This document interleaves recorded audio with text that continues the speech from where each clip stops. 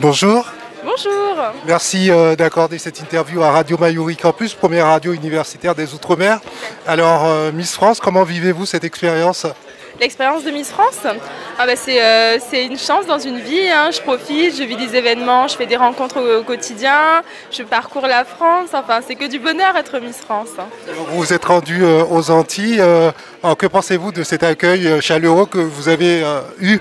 Sincèrement, c'était juste incroyable. C'était digne d'un rêve parce que je pense que c'est quelque chose qui va graver ma vie, marquer mon cœur à jamais parce que les gens, ils étaient juste heureux. C'était que du bonheur et puis c'est quelque chose d'unique et je l'oublierai jamais. Je remercie encore les Guadeloupéens parce que c'était juste magique.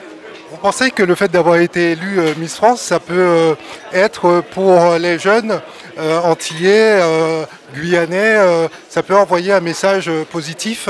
Complètement, je pense que c'est un peu un message d'espoir de venir Miss France parce que ça montre aussi que nous dans les Outre-mer on a des talents.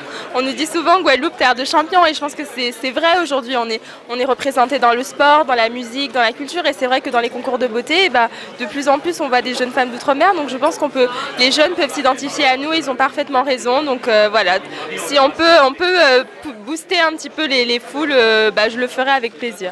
Est-ce que vous pouvez nous parler un petit peu de votre agenda aujourd'hui?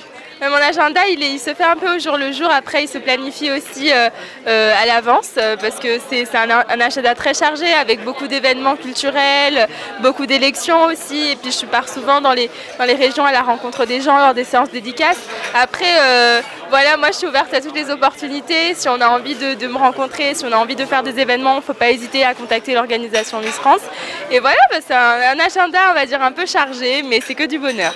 Est-ce que vous arrivez déjà à vous projeter dans 5 ans, dans 10 ans, après cette première année Miss France? Sincèrement, on me pose cette question depuis le début et je me demande encore pourquoi, parce qu'on ne peut pas se projeter après une année comme ça, surtout que je ne vois pas l'intérêt. Je pense il faut que je profite de cette année, parce que c'est unique et il ne faut pas que j'en perde une seule miette, vous voyez. Je pense que je vais me laisser porter et à la fin de l'année, je verrai.